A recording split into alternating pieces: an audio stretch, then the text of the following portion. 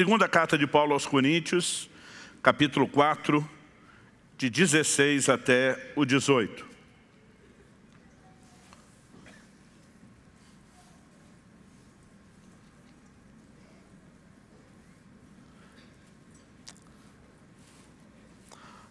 A palavra de Deus diz assim: por isso não desanimamos, pelo contrário, mesmo que o nosso homem exterior se corrompa, contudo, o nosso homem interior se renova de dia em dia. Porque a nossa leve e momentânea tribulação produz para nós eterno peso de glória, acima de toda a comparação. Não atentando nós nas coisas que se veem, mas nas que se não veem. Porque as que se veem são temporais, e as que se não veem são eternas. Meu Deus, suplicamos graça e favor do alto, a liderança, a ação e aplicação do Teu Espírito. Oramos, ó Deus, que a Tua palavra estimule não apenas a razão, o intelecto, ainda que seja necessário luz e entendimento nessa área. Clamamos por mais do que isso. Clamamos por entendimento espiritual. Clamamos, ó Deus, que a Tua palavra desperte fé no coração de cada um de nós. Clamamos por uma manhã que não apenas nos instrua, mas que possa, de alguma forma, ó Deus, renovar, vivificar e despertar a medida de fé que o Senhor tem concedido a cada um. E desde já, nós queremos te agradecer tudo aquilo que o Senhor fará dentro de cada um de nós, em nome de Jesus. Amém. Amém. Bom, o apóstolo Paulo começa nesse versículo 16 fazendo uma afirmação para lá de ousada. Ele diz: por isso não desanimamos. O ser humano, ele tem uma estrutura emocional e como tal está sujeito ao desânimo. A Bíblia fala, por exemplo, a respeito de Elias, que era homem semelhante a nós. Em outras palavras, farinha do mesmo saco. Né? Gente que oscilava nas suas emoções, porque essa é a estrutura natural do ser humano. Isso não significa, no entanto, que eu e você precisamos viver só dessa forma. Um dia um irmão me perguntou: mas pastor, é possível alguém chegar ao ponto de se tornar indesanimável? Falei: é o que Paulo está dizendo, não desanimamos. Isso não é algo automático, isso não é fruto apenas de acordar uma certa manhã sentindo que você foi contemplado pelos céus, né, com um favor especial, mas é fruto do entendimento de princípios que regem o reino de Deus. É fruto de uma disposição e de uma escolha de andar nesses princípios que você compreende. Então, o apóstolo Paulo não só diz não desanimamos, como ele diz pelo contrário. O que é o contrário de desanimar? É permanecer animado, empolgado e encorajado. Por quê? Porque Paulo não tinha problemas, porque Paulo não tinha circunstâncias difíceis ou desanimadoras, não. Porque ele aprendeu a viver acima delas. Ele diz: mesmo que o nosso homem exterior se corrompa, contudo o nosso homem interior se renova de dia em dia. E diz: do lado de fora há uma deterioração. A gente pode começar a respeito, né, de considerar o envelhecimento. Alguém diz que nós estamos morrendo aos poucos, a prestação. E diz: ainda que o homem exterior se corrompa, ou seja, que o quadro piore, e diz: o interior, contudo, se renova de dia em dia. Em outras palavras, ele está dizendo: eu não desanimo porque aprendi a não viver por aquilo que acontece do lado de fora, e sim pela realidade do lado de dentro. Então, eu quero enfatizar uma escolha. No verso 17 diz: porque nossa leve e momentânea tribulação produz para nós eterno peso de glória, acima de toda comparação. Quando ele trata a tribulação de leve, né, de momentânea, ele está dizendo que há uma glória que pesa muito mais. Ou seja, ele colocou os seus olhos numa outra direção, o que fica evidente no verso 18. Quando ele diz: não atentando nós nas coisas que se veem, mas nas que se não veem, porque as que se veem são temporais, as que se não veem são eternas. A questão que eu quero tratar como a chave de não desanimar tem a ver com onde você coloca os seus olhos. Aonde está a sua atenção?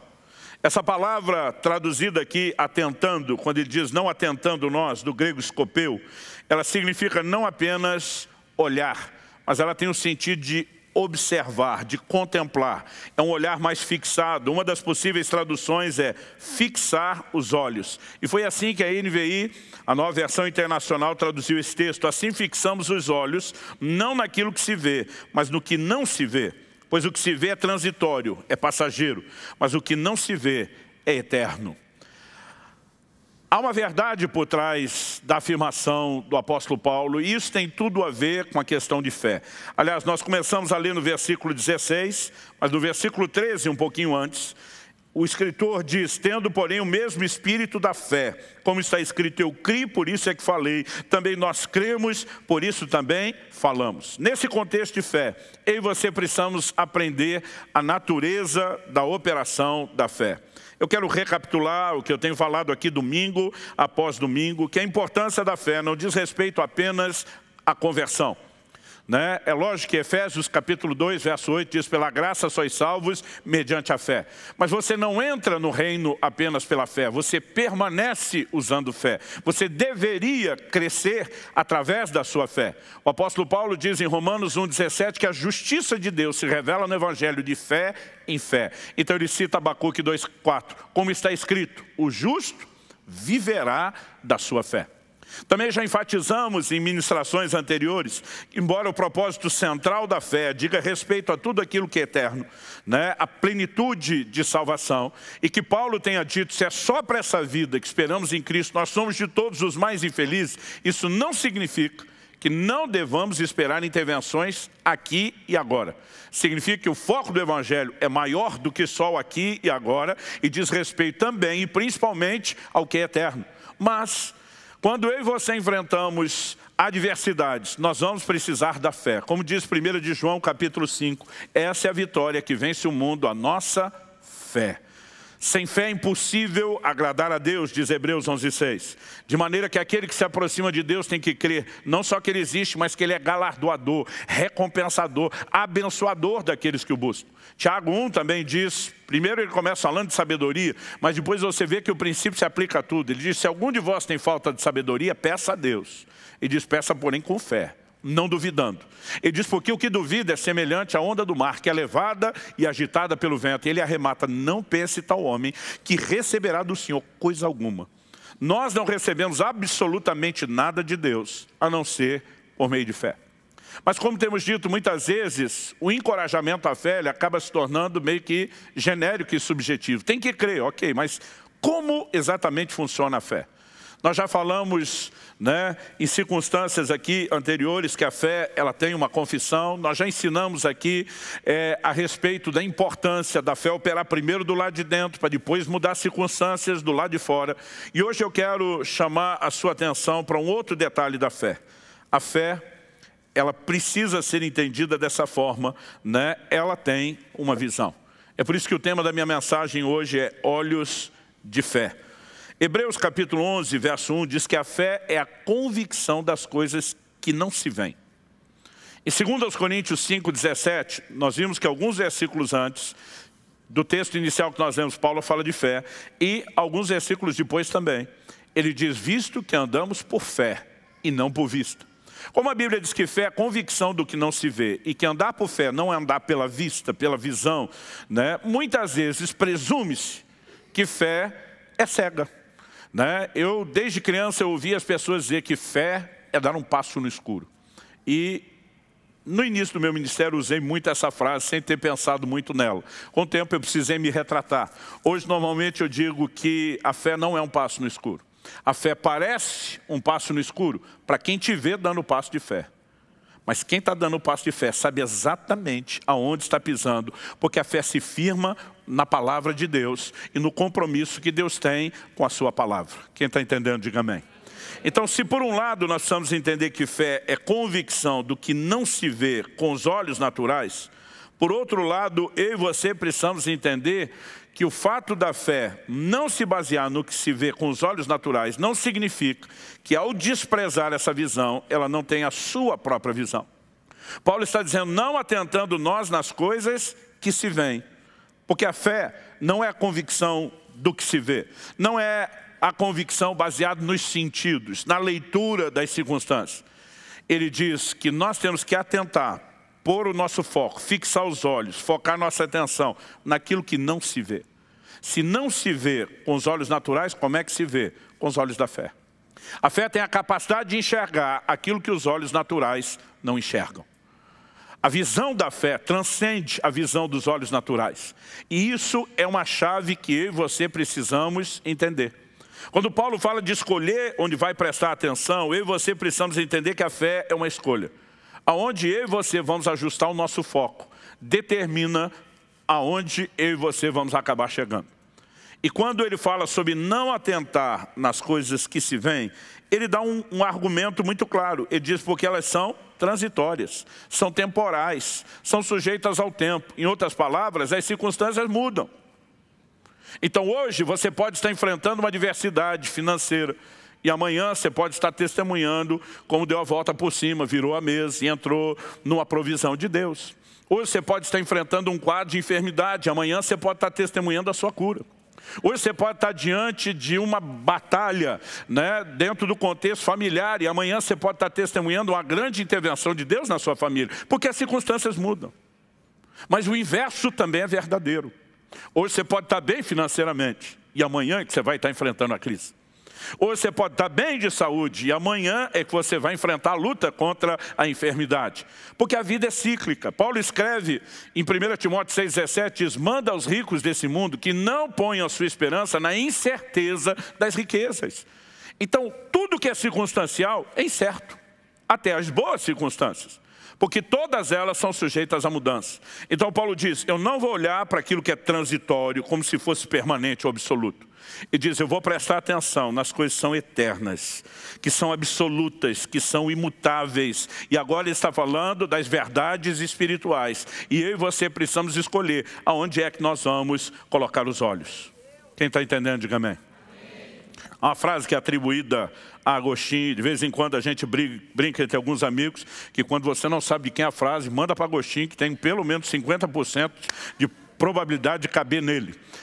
Mas ele teria dito, a fé consiste em acreditar no que não vemos e como recompensa, ver aquilo que cremos.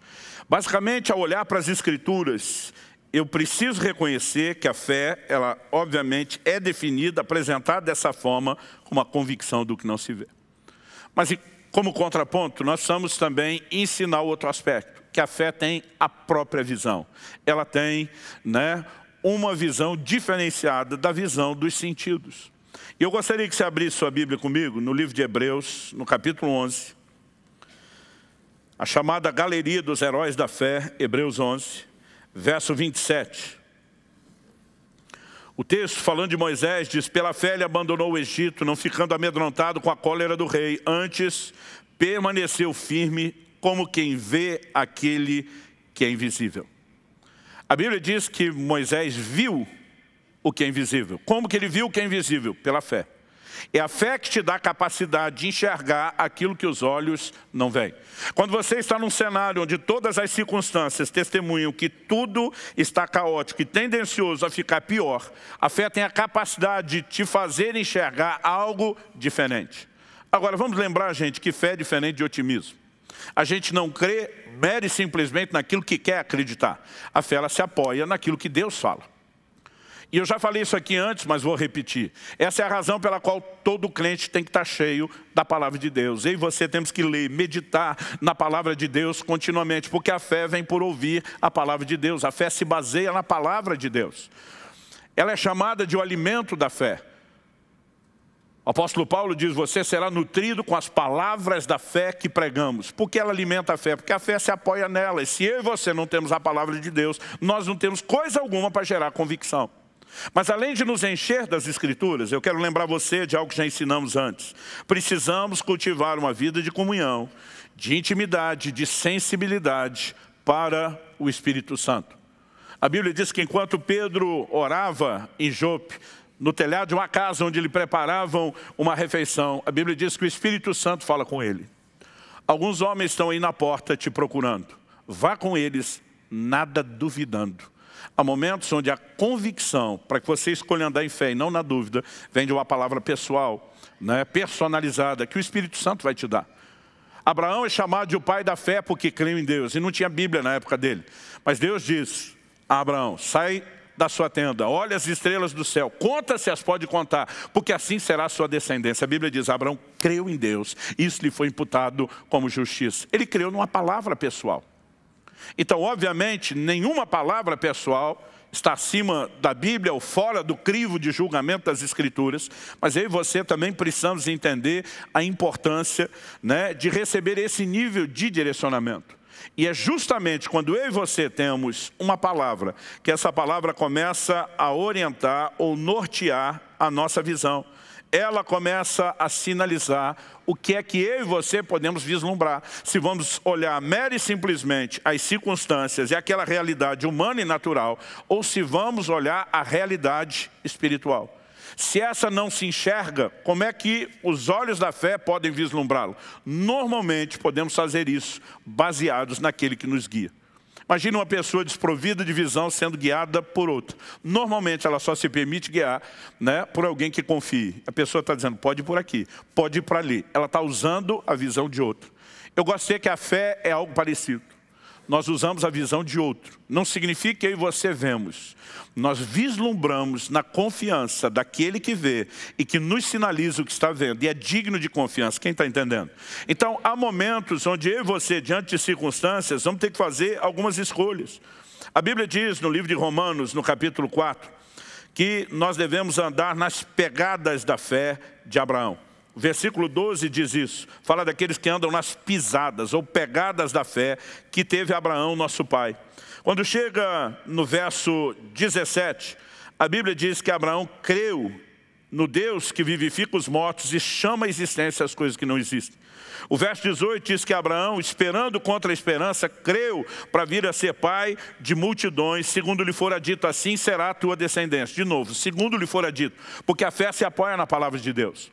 Mas olha comigo os versículos 19 a 21 de Romanos 4. A Bíblia diz assim, sem enfraquecer na fé, embora levasse em conta o seu próprio corpo amortecido, sendo já de 100 anos, e a idade avançada de Sara, não duvidou por incredulidade da promessa de Deus, mas pela fé se fortaleceu, dando glória a Deus. Verso 21, estando plenamente convicto de que ele era poderoso para cumprir o que prometera. Algo que eu e você precisamos entender. A Bíblia diz que Abraão considerou o seu corpo adormecido. Ele diz, já estou envelhecido. Não tenho condições humanas, fisiológicas, naturais de gerar um filho. Aliás, até antes de chegar a esse estado, sua mulher já estava na condição de esterilidade e nunca antes puderam gerar um filho. Mas nesse momento, ele precisa fazer uma escolha. Ele considera a realidade do seu corpo e diz, isso é verdadeiro. Porém, muito mais verdadeiro é a palavra que Deus está me dando. E ela tem o poder de mudar as realidades naturais. Então a Bíblia diz que ele não se deixou levar pela incredulidade, ele não enfraqueceu na fé. A Bíblia diz, pelo contrário, ele se fortaleceu, dando glória a Deus. Dando glória a Deus pelo quê? Pelo resultado final. Ele começa a colocar os olhos. Eu imagino Abraão dizendo, o Senhor prometeu que eu seria pai de nações, mesmo quando eu não tenho filho nenhum. E eu sei que a tua palavra é digna de confiança. Então eu quero te louvar pelo resultado. Eu quero te agradecer por essa paternidade. Eu quero bendizer o nome do Senhor, porque eu vou experimentar isso enquanto dava glória a Deus, vislumbrando o resultado final, o cumprimento, a materialização da promessa, usando os olhos da fé, não das circunstâncias. A Bíblia diz, sua fé foi se fortalecendo, até que o milagre finalmente se manifestou. Quando eu olho para as Escrituras, sempre o quadro que se repete quando falamos a respeito, tanto dos que conseguiram exercer fé, como dos que falharam agindo em incredulidade, o cenário é o mesmo. Diz respeito aonde você coloca os olhos. Enquanto Pedro estava olhando para Jesus na hora da tempestade, ele teve fé para andar sobre as águas. Quando ele tira os olhos de Jesus e põe os olhos na força do vento, no tamanho das ondas, ele começa a abortar o processo de fé. Nós já citamos nas mensagens anteriores aqui o exemplo de Josué e Caleb versus o resto de uma geração. O resto de uma geração que Hebreus 3,19 diz, não puderam entrar na terra prometida por causa da incredulidade. Como a Bíblia define incredulidade? Deus tinha dito, vou dar a vocês a terra. Eles olham a terra, diz, a terra é boa, é o que Deus prometeu, mas tem gigantes. Esses gigantes habitam em cidades fortificadas. As cidades fortificadas estão, né, no alto dos montes. E eles começam a permitir que a circunstância, aquilo que eles estão vendo com os olhos naturais, ditem o resultado final, em vez de colocar os olhos no que Deus falou. Os únicos dois que entraram, e se o resto da geração não entrou por incredulidade, presume-se obviamente que os únicos dois que entraram, que são Josué e Caleb, entraram por fé. o oposto da incredulidade, eles tiveram uma atitude diferente. Nós já vimos que Números 14 diz que ele se posiciona e diz: e daí que a terra tem gigantes? E daí que os caras são grandes? E daí que eles estão em cidades fortificadas? E daí que as cidades estão no alto dos montes? Eles começam a dizer: ausentou-se deles a sua segurança, o Senhor está conosco, nós não vamos temê-los, nós vamos devorá-los como pão. O posicionamento deles é: nós temos uma palavra de Deus. Quem está bem na fita é a gente, e não eles.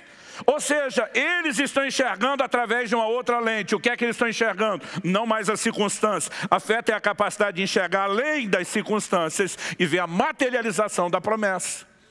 Então, olhos de fé, na verdade, nos permitem enxergar não mere e simplesmente o que queremos, mas nos permite vislumbrar aquilo que Deus está sinalizando. Porque fé é convicção, e a convicção se apoia naquilo que Deus tem falado, naquilo que Deus tem declarado. Quem está entendendo, diga amém.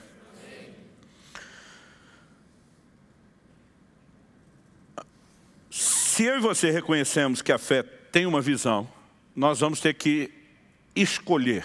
Quando Paulo diz: nós não atentamos no que se vê, e sim no que não se vê, ele está dizendo, é uma escolha. E é uma escolha que leva você a não desanimar. Você olha para Josué e Caleb, quando toda uma geração desanimou, esses dois não desanimaram. Porque o que desanima é a impossibilidade retratada nas circunstâncias. Mas quando ele diz, pelo contrário, o contrário está desanimado e animado, que é o que você encontra em Josué e Caleb, de onde vem esse ânimo? De onde vem essa disposição? Não é mero otimismo, mas é gente que sabe que Deus tem um compromisso com a sua palavra, que Ele sustenta aquilo que Ele falou. Se eu e você entendemos isso, eu acredito que fica mais fácil entender como a fé opera a partir de uma compreensão. Eu e você somos tanto seres naturais, como também somos seres espirituais. Jesus disse para Nicodemos: o que é nascido da carne é carne. O que é nascido do espírito é espírito. O novo nascimento é espiritual. Mas quando eu e você nascemos de novo, isso não significa que deixamos de viver num corpo. Então agora nós lidamos com duas dimensões que são completamente diferentes. Nós lidamos com a dimensão natural e nós lidamos com a dimensão espiritual. O livro de Hebreus afirma, se você puder, me acompanhe, em Hebreus capítulo 11, versículo 3.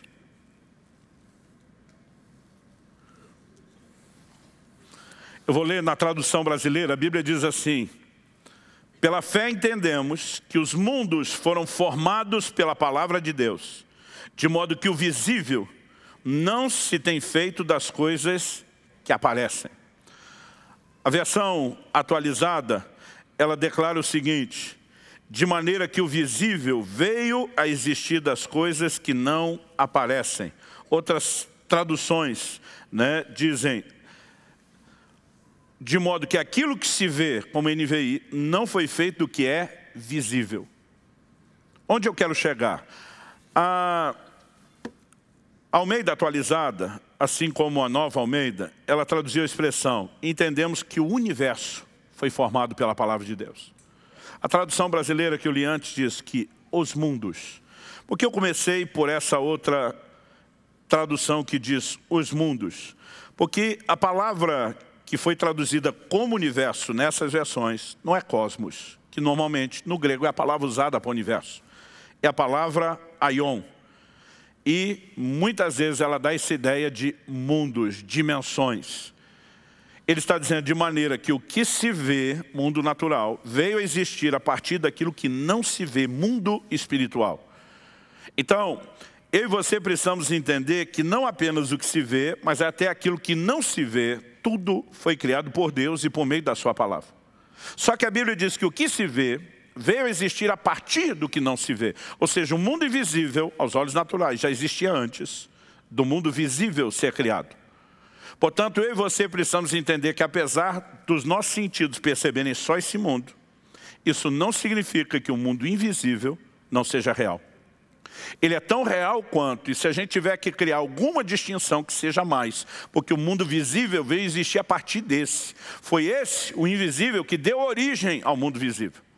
Quando eu e você reconhecemos que há duas dimensões, e que eu e você somos seres que relacionamos com as duas, a próxima verdade a ser entendido é que cada dimensão, ela tem a sua própria realidade. Olha o que diz, segundo o livro de Reis, capítulo 6. Eu vou ler do verso 15 ao 17, mas enquanto você abre aí a sua Bíblia para acompanhar a leitura, eu queria dar o pano de fundo. A Bíblia relata que o rei da Síria, que estava em guerra contra Israel, ele armou várias vezes emboscadas contra o rei de Israel e o seu exército. Mas a Bíblia diz que todas as vezes Eliseu ia advertir o rei de Israel: não passe por tal e tal lugar, porque o rei da Síria tem uma emboscada para você. O rei de Israel, além de evitar passar pelo lugar, mandava conferir e descobria que era verdade. Foram tantas emboscadas frustradas, a Bíblia diz que isso não aconteceu nenhuma nem duas, ou seja, várias vezes, que o rei da Síria reúne a sua cúpula militar para tentar descobrir quem é o delator, quem que estava vazando os planos. Os caras, morrendo de medo da acusação de traição, falam para o rei da Síria: não, não, meu senhor, é que lá em Israel tem um profeta que ele sabe as palavras que você fala no seu quarto de dormir. Ele é o cara que está estragando tudo. Aí o rei da Síria diz: o problema é um homem. Quem é o homem? É um tal de Eliseu. Ele diz: descubra onde está. A informação chega para o rei da Síria. Está numa cidadezinha chamada Dotã. A Bíblia diz que o rei da Síria mandou um exército inteiro, não para conquistar a cidade, mas para prender Eliseu, para eliminar a ameaça. É esse o contexto que vai ser descrito agora. Verso 15. Tendo se levantado muito cedo o moço do homem de Deus e saído, eis que tropas, cavalos e carros haviam cercado a cidade. Então o seu moço lhe disse: ai, meu senhor, o que faremos? Eu fico na minha cabeça imaginando o garoto, o discípulo do profeta, levantando cedo para pegar o pãozinho na padaria. E quando ele sai, está tudo diferente de como a cidade estava quando adormeceu. Agora a cidade está sitiada, um exército cercou a cidade. Eu não sei se a essa altura o moço já sabe que o alvo é Eliseu e quem está com ele. Ou se ele imagina que o problema é de todos. Mas ele fica desesperado por aquilo que ele está vendo, por uma realidade que é natural. E ele vem falar com Eliseu de um jeito muito parecido que muita gente nos procura quando vem pedir oração. Ah, e agora? O que é que nós vamos fazer? Olha o que diz o verso 16. Eliseu falando, ele respondeu: não temas, porque mais são os que estão conosco do que os que estão com eles. Não temas, lembra do que nós já falamos antes, que quase sempre na hora da fé, a Bíblia primeiro vai falar de você gerenciar as coisas do lado de dentro, antes de vivenciar resultados do lado de fora. Mas ele faz uma afirmação que na perspectiva humana, natural, não bate. Porque Eliseu diz: em maior número são os que estão conosco do que os que estão com eles. Eu imagino aquele garoto olhando para Eliseu, contando 1, 2, 2, 1, 1, 2, 2, 1, olhando e pensando: a matemática não fecha, não bate. Agora Eliseu vê que esse menino está preso no natural, e ninguém que anda em fé pode estar preso àquilo que é natural. A oração de Eliseu, verso 17, orou Eliseu e disse: Senhor, peço-te que lhe abras os olhos para que veja. A Bíblia diz: o Senhor abriu os olhos do moço, e ele viu que o monte estava cheio de cavalos e carros de fogo em redor de Eliseu. Meu amigo, ele vê o exército angelical, e agora ele entende a declaração de Eliseu. Nós estamos em maior número, não por algo que se constate pela visão humana natural, mas pela percepção da realidade do mundo espiritual. Agora, porque eu e você convivemos com dois reinos, duas dimensões, o que é que nós temos que entender? Que nem sempre esses dois reinos estão apresentando a mesma realidade. Às vezes a realidade do natural está dizendo: você está lascado, o negócio está feio, está caótico e vai piorar. Mas se você tem o entendimento do reino espiritual, você pode ter acesso a uma outra verdade. Isso não significa que o que está aqui não é verdadeiro, mas é verdadeiro numa dimensão. Isso que está do lado de cá no invisível também é verdadeiro em outra dimensão. Agora, qual a diferença entre essas duas verdades? Paulo diz: essas aqui são temporais, são sujeitas à mudança. Essas são eternas, são absolutas, são imutáveis. Ou seja, essa aqui nunca vai mudar do lado de cá, mas essa do lado de cá pode mudar a realidade visível. Então, isso é o que eu e você precisamos começar a entender sobre a fé. Ah, pastor, mas nem todos temos um Eliseu orando por nós para que Deus abra os nossos olhos. É verdade que nem todos temos um Eliseu, mas todos temos o mesmo Deus de Eliseu, que atende o mesmo tipo de oração para abrir o olho de quem não está enxergando. Sabe, muitas vezes não se trata de Deus fazer, se trata da gente enxergar o que já foi disponibilizado. A Bíblia diz a respeito de Agar, Quando ela está desesperada no deserto, imaginando que ela e o filho vão morrer de sede, que ela clamou ao Senhor, a Bíblia diz, Deus abriu os olhos de Agar e ela viu uma fonte. A Bíblia não diz que Deus abriu a fonte, Deus abriu os olhos.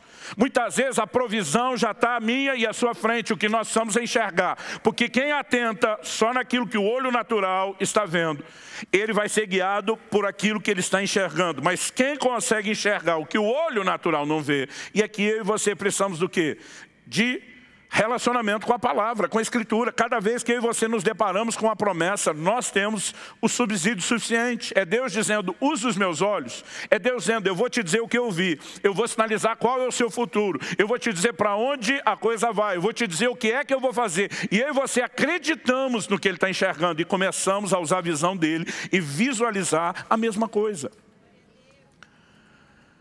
Se eu e você começamos a entender esse tipo de verdade que guia a fé, que a fé, ela na verdade vai nos levar a lidar com dois reinos, duas realidades. Então nós vamos entender, deixa eu tentar ilustrar isso, usando a linguagem mais contemporânea. Vamos apelar para os filmes de ficção científica. Tenta imaginar que a fé é uma espécie de portal entre os dois mundos, mundo natural e mundo espiritual. Então eu e você estamos diante de uma realidade. Isso aqui não é mentira. Eu às vezes vejo uns pregadores de fé empolgados e digo, essa enfermidade no seu corpo é mentira. Minha vontade de dizer mentira porque não é o seu corpo que está doendo. Está doendo de verdade, não é uma mentira. É uma realidade, mas é uma realidade transitória que pode ser mudada. E do lado de cá nós temos um outro nível de realidade que diz respeito à cura, à intervenção de Deus e à saúde. Essas não vão ser alteradas por aquelas, mas aquelas podem ser alteradas por essa. O que é que eu e você precisamos entender? Que quando nós nos recusamos a apenas olhar o que está aqui e começamos a visualizar o que está do lado de lá, nós temos a possibilidade de passar pelo portal, entrar na realidade do mundo espiritual, pegar essa verdade do lado de cá, voltar com ela pelo portal e sobrepô-la sobre a realidade do mundo natural. A fé permite a mudança de realidade, onde a coisa é transitória, não onde é absoluta. Ou seja, de repente, aquele moço que até então só estava pensando, agora o negócio deu ruim e deu ruim para valer. Ele deve ter ficado, é muito valente. Eu não sei realmente como ele ficou, mas eu imagino como eu ficaria se eu tivesse tido aquela visão do exército angelical. Eu acho que eu ia até provocar o exército. Dá de livre, vem agora, vem agora. Porque quando você tem uma outra informação, meu amigo, a coisa é completamente diferente. Principalmente quando se trata de informação confiável. E a fé, ela precisa vislumbrar aquilo que Deus tem declarado. Em agosto de 2011, Kelly e eu fizemos uma viagem para a Índia. 2 domingos atrás, o Naya da Missão Adore estava aqui. E ele tinha nos convidado, né, para conhecer de perto o trabalho. Nós iríamos ministrar em várias das igrejas que eles tinham plantado e estabelecido. Kelly iria me acompanhar, não apenas pelo tempo e o tamanho da viagem. Ela também, né, havia se disposto a ajudar com a expertise dela na área de pedagogia, qualquer coisa que a escola lá precisasse. E a gente programou isso com o tempo. Mas à medida que foi chegando a data, eu lembro que eu comecei a vislumbrar a impossibilidade. A data que selecionamos, eu não tinha pensado nisso antes, em termos de logística e estratégia, né? O mês de agosto pega o meio das férias de verão da Europa, por onde nós passaríamos para ir para lá, né, com os voos. Ou seja, alta temporada, as passagens caras. Estamos falando de 11 anos atrás. Na época, minha passagem, a daquela e junto, eram, para não dizer 8.500, era R$ 8.496. E eu lembro que a gente estava se aproximando algo entre 2 a 1 mês antes do evento. E o Naya me liga, e aí, você vem ou não vem? Eu falei, amigo, eu não sei se eu vou. Ele disse, por que não? Eu falei, cara, as passagens estão muito caras, eu não tenho recurso, a coisa não clareou até agora, eu acho melhor a gente deixar para mais para frente.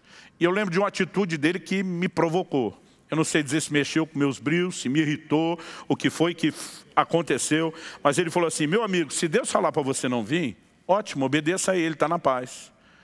Mas se Deus não está falando para você não vir, você vai se curvar diante de uma circunstância, você que é o cara que prega a fé, que já viu tanto milagre. Ele disse, se você tiver uma palavra de Deus para não vir, não venha. Agora, se você não tiver, não seja covarde. Aí eu fui falar com Deus, com raiva dele.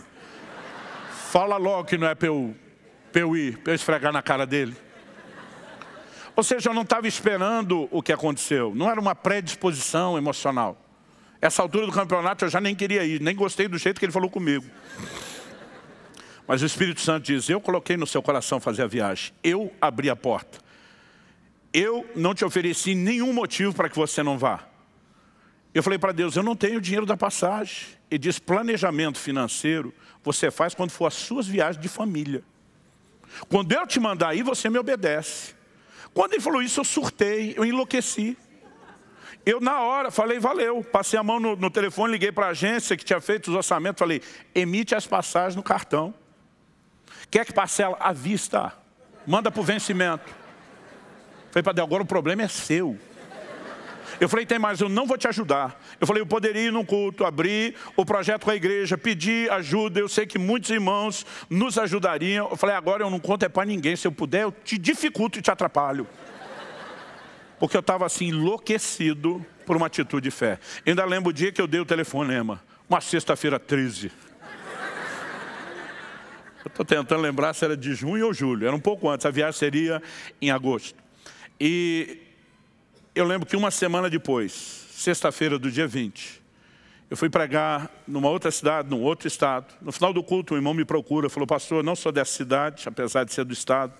Eu vim algumas horas de distância, porque queria te ouvir pregar, te acompanho pela internet. Ele falou, enquanto eu estava agradecendo a Deus aqui pela sua vida, o seu ministério, tanto o Senhor me abençoou no culto, o Espírito Santo falou comigo que eu tenho que te ajudar numa viagem que o Senhor vai fazer. Ele falou, tem alguma viagem que o Senhor vai fazer que precisa de ajuda? Eu falei, não preciso de ajuda nenhuma. Deus cuida de tudo o que Ele me manda fazer.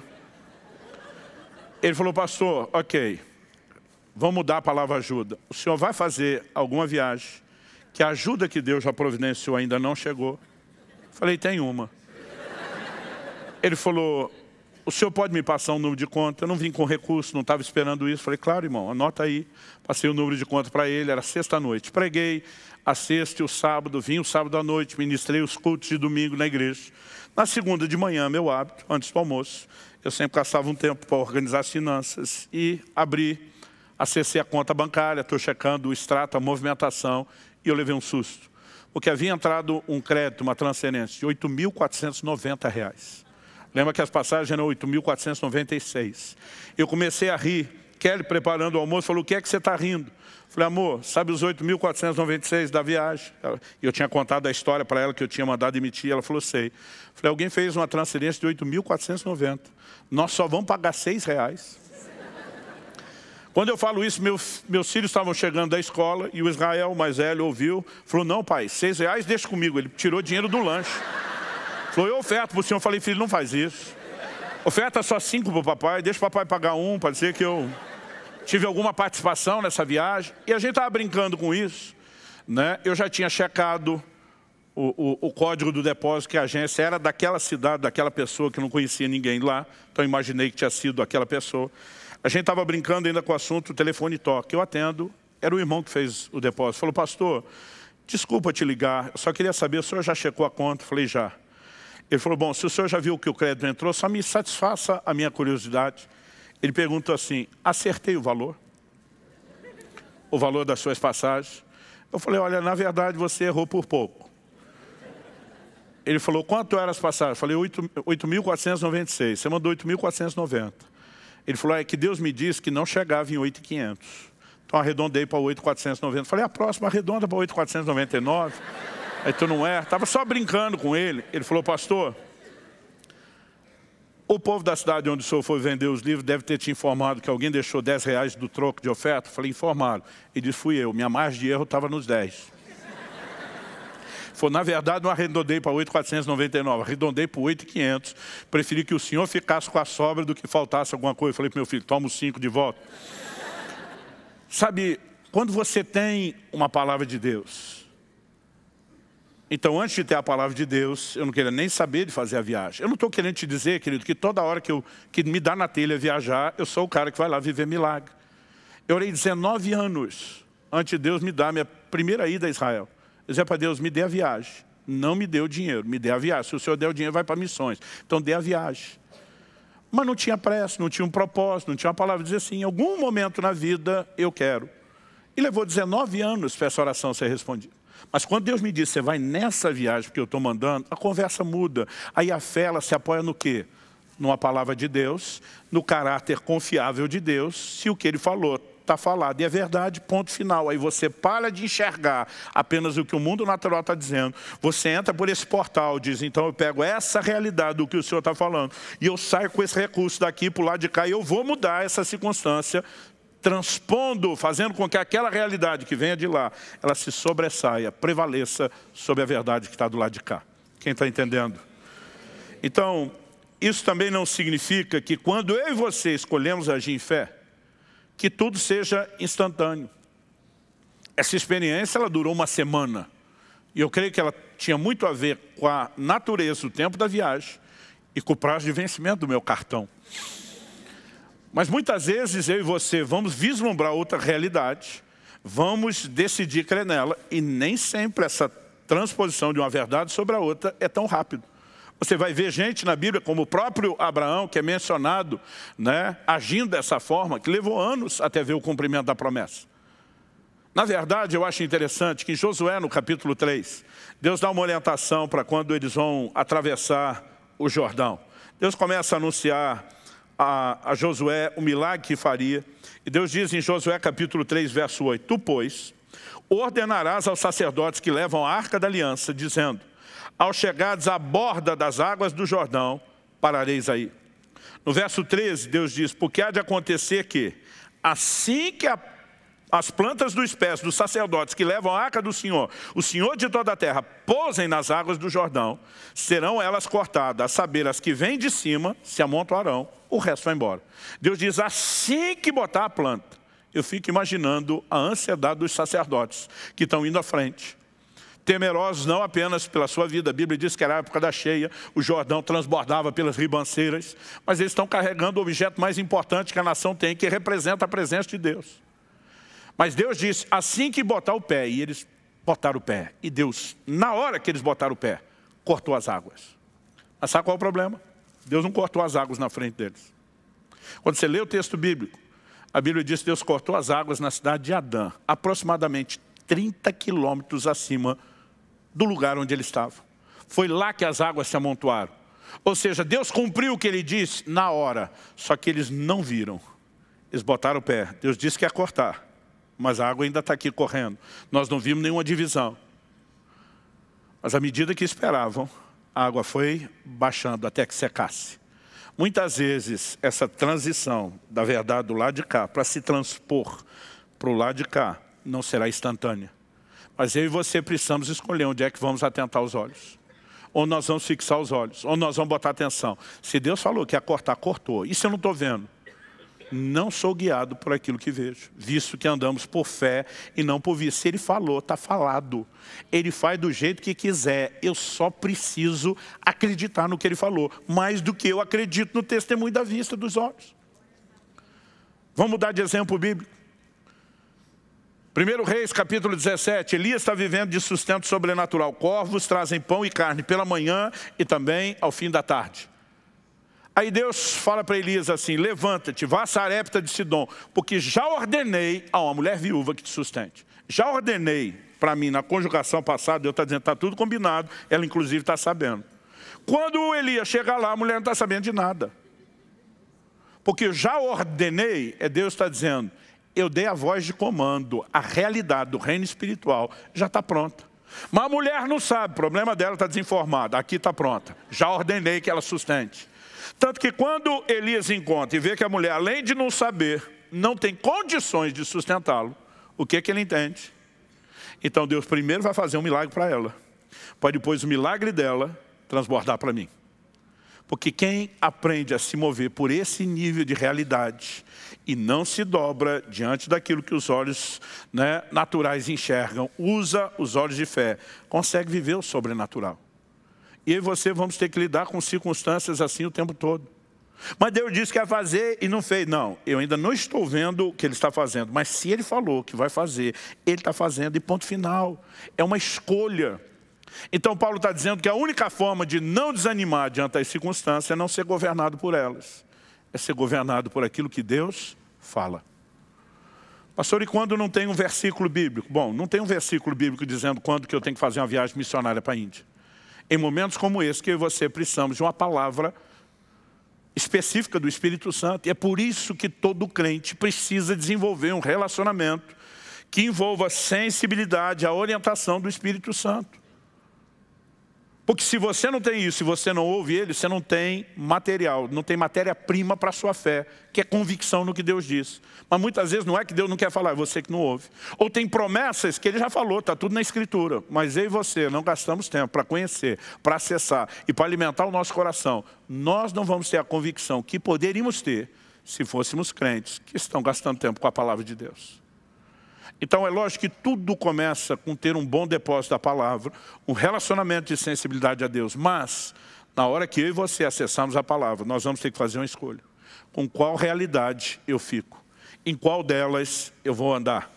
Muitas vezes, eu e você estamos deixando de viver intervenções e manifestações maiores da parte de Deus. Não é porque Deus não quer agir. Assim como uma geração inteira ficou fora da terra prometida, não porque Deus não quisesse, ele prometeu, ele sinalizou, ele falou tudo o que queria, mas eles simplesmente não creram. Agora, repito, a gente não fica escolhendo, né, o tipo de coisa que vai acreditar só porque decidiu. Nós precisamos nos apoiar em algo que Deus fala. Quando ele fala, ele está dizendo, eu estou te revelando, eu estou abrindo os seus olhos, como aconteceu com o moço de Eliseu, para que você veja a outra realidade. E a partir do momento que ele mostra, aí sim dá para ter olhos de fé. Olhos de fé não imaginam as circunstâncias que a gente quer ver. Olhos de fé enxergam o que Deus já revelou que é verdadeiro. Quem está entendendo, diga amém. E obviamente nenhum de nós começa tendo as experiências mais extraordinárias. A Bíblia fala a respeito de uma fé que cresce. Paulo escreve aos Tessalonicenses, diz, a vossa fé cresce sob maneira. Jesus repreendeu a pequena fé de alguns, mas elogiou uma grande fé de outros. Então, nós estamos falando de níveis distintos de fé. A Bíblia diz que Deus repartiu uma medida de fé com cada um de nós. E eu e você temos que investir nessa fé para que ela cresça. Uma das formas é alimentar-se da palavra de Deus, que é o alimento da fé. A outra é exercitar a fé.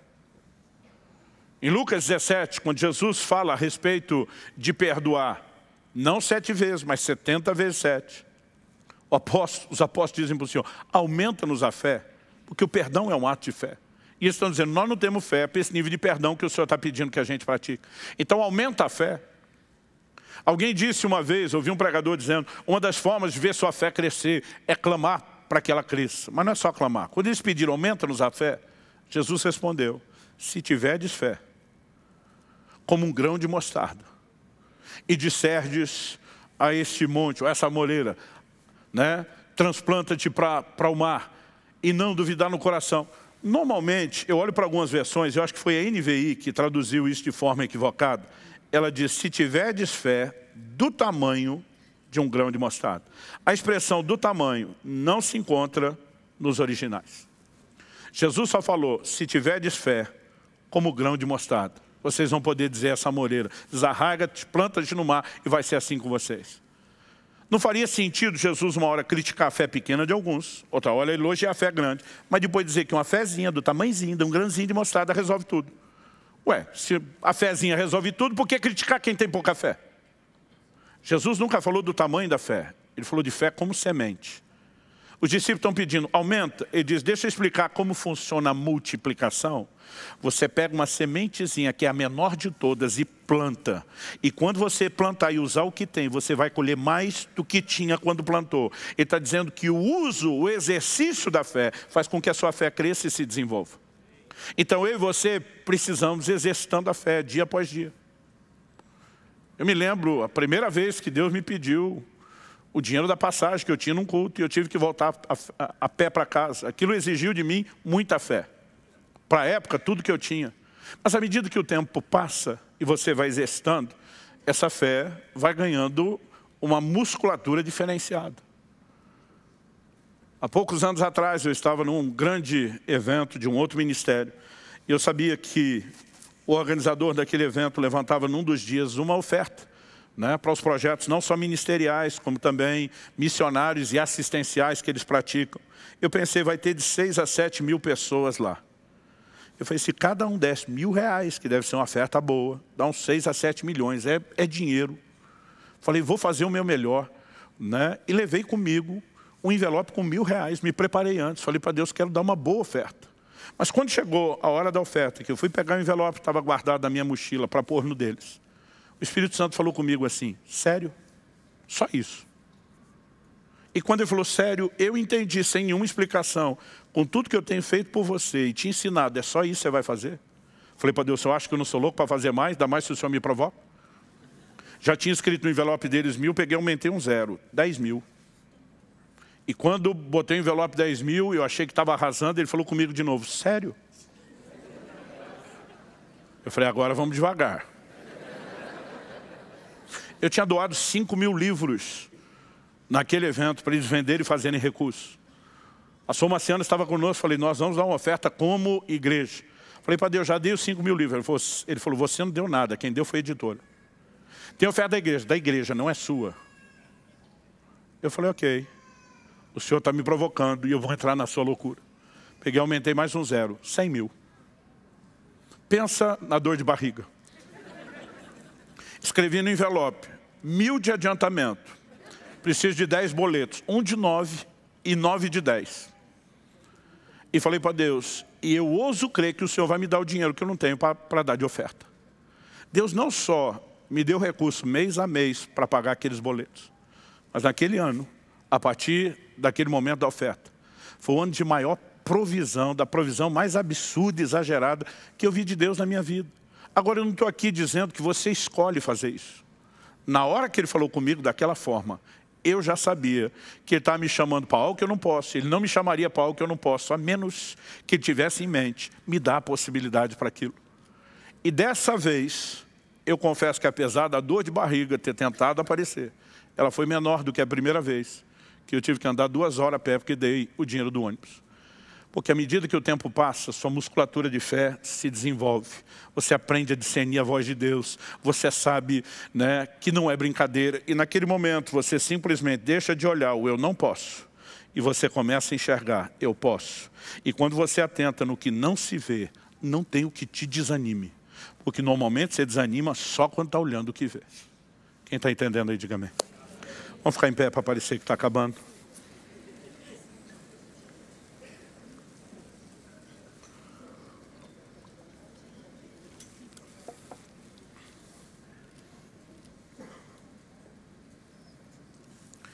Eu prometi que durante todo o mês de junho eu ia pregar só sobre fé. Já é o 3º e último domingo que eu falo sobre o assunto. Eu só não prometi que ia parar em junho. Então só Deus sabe se a gente não vai esticar isso um pouco mais. Mas eu sinto, por que eu compartilhei essa experiência da oferta? Naquele dia o Senhor falou ao meu coração e disse, muitas vezes você tem exercido fé apenas para a sua provisão pessoal. Deus me disse, durante todos esses anos, operando milagres de provisão na sua vida pessoal, o meu interesse não é suprir só você, é treinar a sua fé, para que você com a sua fé coopere comigo para o avanço do meu reino. O Senhor me disse, se você não consegue crer na hora de ofertar no outro ministério, por que é que você ora para que as pessoas creem para ofertar no seu? Se você não consegue crer que o reino de Deus será movido de forma sobrenatural, por essas engrenagens que não são mera e unicamente natural, como que você vai viver isso no próprio ministério? E eu comecei a perceber a partir de então que Deus não queria apenas que eu exercesse fé para que eu pudesse ter recursos. A razão pela qual Deus quer abençoar eu e você é para que a gente nunca pense só na gente. A Bíblia diz, aquele que antes roubava, antes da conversão, agora trabalhe, fazendo com as mãos o que é justo, para que tenha para si e para repartir com o necessitado. Deus quer dar mais do que eu e você precisamos para que a gente sempre possa cooperar com Ele para os interesses dEle. E à medida que a minha fé começou a se fortalecer entendendo esse chamado, eu comecei a experimentar recursos e provisão sobrenatural. E quando eu acho que já deu a cota de loucura, eu sinto que Ele vai me chamando para o próximo e para o próximo e para o próximo passo. E eu fico feliz não apenas por aquilo que eu e minha casa vivemos quando falamos de provisão, mas por tudo aquilo que nós podemos transbordar na vida de tanta gente, de tanto ministério. Mas é um exercício. Não adianta você ir um dia na academia e querer sair marombado. É um exercício. Isso vai requerer tempo, vai requerer paciência, continuidade, disciplina. Mas os músculos da fé vão começar a se fortalecer. E eu e você não apenas vamos poder viver os livramentos, as provisões, as intervenções, mas isso será parte de uma escola, para que a gente, movido por fé, coopere com Deus, para estabelecer o reino dele nessa terra. O justo vive da fé. Toda a nossa relação com Deus depende de fé, mas o ministério, o avanço da igreja, tudo também depende da nossa fé. E se eu e você somos estimulados e aprendemos a usar a fé, nós vamos fazer muita diferença. Fale com Deus aí no seu lugar. Eu não sei o que você tem passado ou tem vivido. Mas se por um lado há uma escolha que eu e você temos que fazer de onde colocar os olhos, por outro lado, há um despertamento que vem de Deus. A Bíblia chama o Espírito Santo de o Espírito da fé.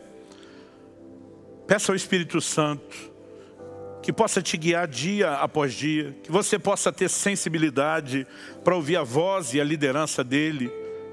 Se você ainda não tem experimentado isso, que você de fato possa ser conduzido por ele, matriculado nessa escola do Espírito, para entender a forma dele falar, nos guiar, nos dirigir. Peça a Deus que um novo interesse pela palavra, uma nova paixão possa ser despertada.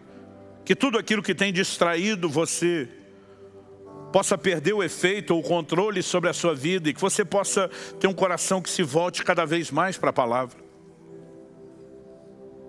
Ore por aquilo que Deus colocar no seu coração, mas muito mais do que orar apenas pela mudança de uma circunstância.